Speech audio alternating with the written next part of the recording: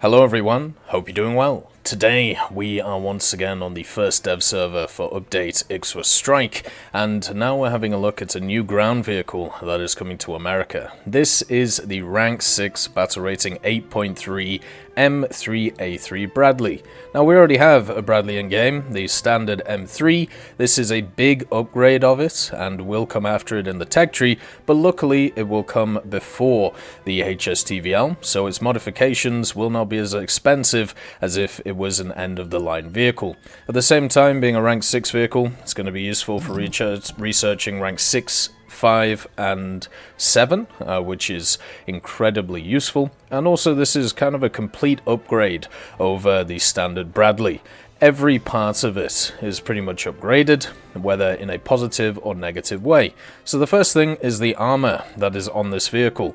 It has extra armor plating all over it. It has 25mm on the side here and also around the tracks. Also has a bunch of extra armor on the turret, as you can see here, giving it 6.35mm of armor, which I'm sure probably counts as spaced. If not, it is still extra armor. Obviously the 12.7 on the front here, and then the 25s on the side with 6.35 on the back, plus the extra 25mm behind. So this thing gets a lot more chunky. It is nearly 30 tons in overall mass, and because of that, it does get an upgrade on its engine. Its engine itself, which is still in the front, 608 horsepower once fully spaded. This means that this will compensate for the extra weight, but it won't compensate enough for it to be as maneuverable as the standard Bradley. This thing will go top speed of 62 kilometers an hour. It'll also be able to go backwards at a decent rate as well, meaning that you can maneuver in combat quite well. It sticks with the 25mm, the M242, but it should also have an upgraded round. Unfortunately, when it comes to the ammunition that is available on the M3A3 Bradley, it is not fully complete yet.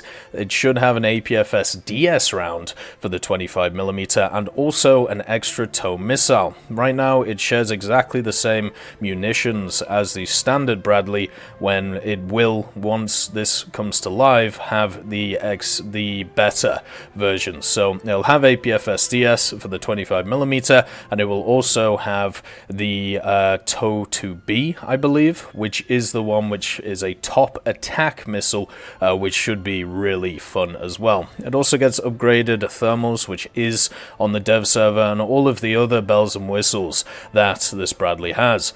Everything, basically the Bradley has access to nearly every mechanic when it comes to ground forces. One of the only ones it doesn't have access to is a radar, and also something like an LWR system, or LWS system, and it just really is a very, very useful vehicle with the ESS, smoke grenades, the laser, also scouting on top of it as well, and with the 8 smoke grenade launchers means that it can survive pretty well.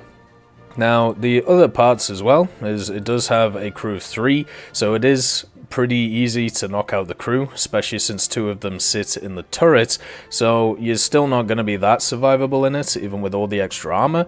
But I do think with the extra armor, it just means it's going to be a little bit better against other IFVs and other machines like that, and it will still be about the same against MBTs. I don't think that's going to change too much. It does have some quite nice camouflages though, has all of the standard camos of top tier American vehicles, all of the late camouflages, which are always wonderful to see on it, so that is definitely nice. The late winter one is always the one that I enjoy the most, but we're going to go with desert just because the upgrades are based off, you know, its performance in the desert itself. Even if the M3A3 Bradley did just only get the standard tow and also the APDS instead of the APFS DS, it would be a significant upgrade over the standard Bradley, which is why I don't think the BR of it's correct. Remember, stuff like BRs are very much subject to change, and one of the largest things that change from the dev server to the live server,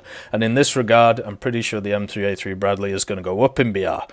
The reason for this is because of all the extra bits. It has Gen 2 gunner thermals, which obviously gives it a decent amount of use over its competition. But not just that, it also has Gen 2 Commander's thermals. So it has the same setup as something like the TAM-2C, if you're used to that vehicle, and also it does have the launcher, which also is able to work. It goes down and up just like the standard Bradley, so you have to stop, wait for it to go up, and then you're able to fire the missiles. The fact that they improved that recently, where they made it so you are able to fire further on the move in these Bradleys, I think is very important, but it doesn't seem that this Bradley actually has that to it. And one of the things that they have improved is not just the explosive effects of stuff such as guns on tanks, also ATGMs. So you can see here how beautiful that explosion looks when you're able to pop a vehicle. But this Bradley is a bit more chunky.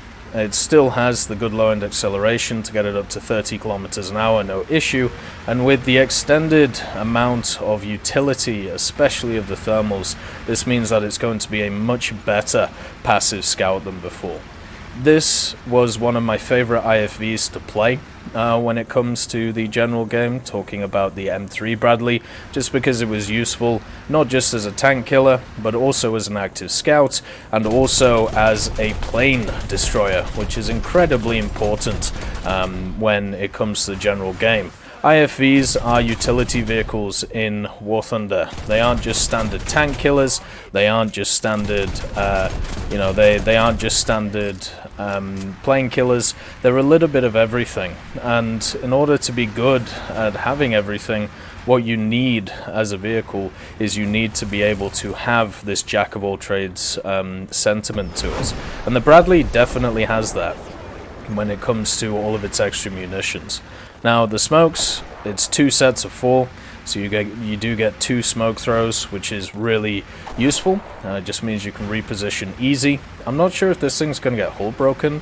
It'll probably get hull broken in certain parts of it, maybe the back part, but even the back part has around about 30 millimeters of armor, or a little bit more. And with the extra armor being that little bit slower and being a little bit more chunky, you're going to be a bigger target on the battlefield. But the question is, do you prefer having that bigger target with all of the extra little bits and pieces that it has? And I think the answer is yes. The Americans recently have got some really unique and interesting vehicles in their light line. Vehicles such as the HSTVL have been really interesting to play and really interesting to see. And now just having a standard vehicle, which we knew eventually would come anyway in the form of the Bradley, is just really awesome. And if it does stay around 8.3, or even if it goes up to 8.7 or 9.0, you know for a fact that America's going to have lineups for it just because of what's already in the game.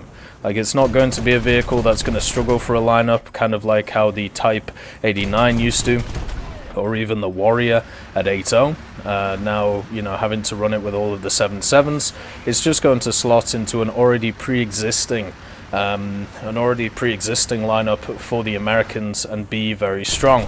Because it has the airstrike modification as well, it'll be more useful to get into planes. And because of the fact that we've had vehicles such as the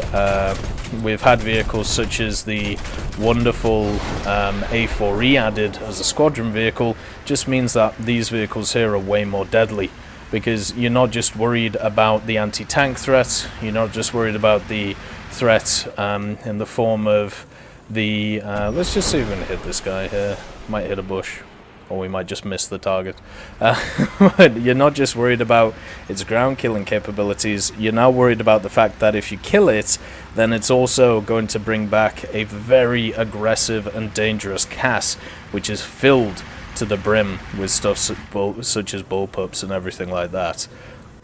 The only thing that I'm worried about when it comes to the Bradley is if the meta of MBTs, which is already present, takes over even more. Will it have a place in that meta as a support vehicle?